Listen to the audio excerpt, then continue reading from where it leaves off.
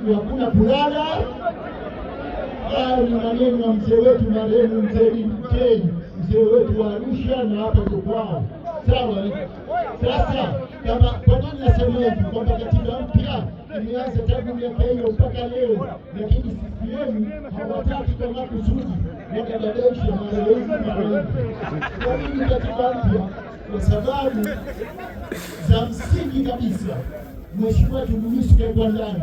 Kwa nini kaekwa ndani? Mwenyekiti wa Chadema eti ana kesi ya uhaini. Nini maana uhaini? Tafsiri uhaini manake atakufanya mapinduzi. Sio bwana. Sasa kama mwenyekiti wa Chadema anataka kufanya mapinduzi, ameamua kuhangaika Tanzania nzima, mikoa yote kudai katiba mpya. Sasa kama sisi tunataka kufanya mapinduzi, ya nini kudai katiba mpya? Kama Chadema ni chama kitaka kuvunja amani ya nchi, ya nini kudai katiba mpya? Lakini Chadema tunadai katiba mpya kwa sababu Chadema ni chama kinachoamini na amani na utulivu wa nchi hii. Kwa nini Chadema ndio muhimu kwa amani na utulivu wa nchi hii? Sawa.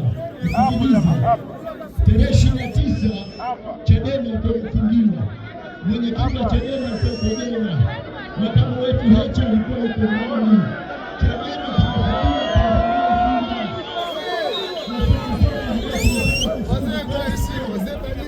Sasa kwa sababu nyingi ni Watanzania wote wanajua Chadema ndio kaka mkubwa, viongozi wa Chadema wanapanda kwenye mvua, wanatusaidia sisi wanyonge, wanatusaidia sisi maskini, wanatusaidia kufanya sauti.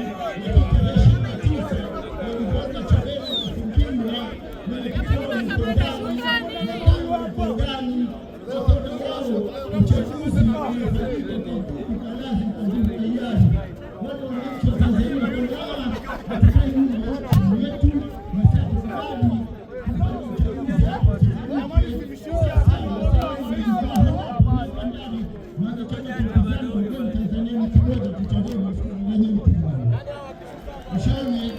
sasa kuona Chadema imekuwa ndani, kaka mkubwa hayupo, hakuna kutetea. Ndio maana wale maskini kama wakaonyesha kwa ishara kama wakafanya uharibifu, kuchoma vitu moto nini, kwa sababu bado hawana kitu cha kuzungumza. Viongozi wao wakubwa wao mweka ndani na nyinyi mnalazimisha uchaguzi kwa nguvu, kwa hiari. Kwa hiyo wakatuma message mshone, sisi tutuma message kwa bwana, sisi hatutaki uchaguzi. Kwa hivyo ile ilikuwa ni message wametuma wale. Ambia ndugu zangu, tulieni, msifanye mapinduzi, msifanye fujo, sisi tuko tunakuteteeni. Lakini sasa sisi kuna siku wao watachoka, na wakija kichoka hawa sisi Chadema tutashinda kuwadhibiti hawa. Kwa hivyo nchi itahitaji mwagano damu kutoka kubwa sana, na itakuwa hatari kubwa sana hapa. Ndio maana tunadai katiba mpya. Bado tutatembea Tanzania nzima kwa sababu sisi hatutaki fujo, hatutaki mapinduzi, hatutaki chochote. Tukitaka mapinduzi tukipiga filimbi moja tu nchi inaota moto. Lakini hatutaki hivyo. Nchi ni chama cha amani na utulivu, chama kinachofunga watu, kinachoua watu, kinachotesa watu. Ni CCM, kweli si kweli?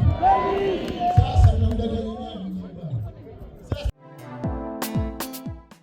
Sikiliza bana, hebu tafuta duka ambalo unajua utapata mabati yasiyopauka bana.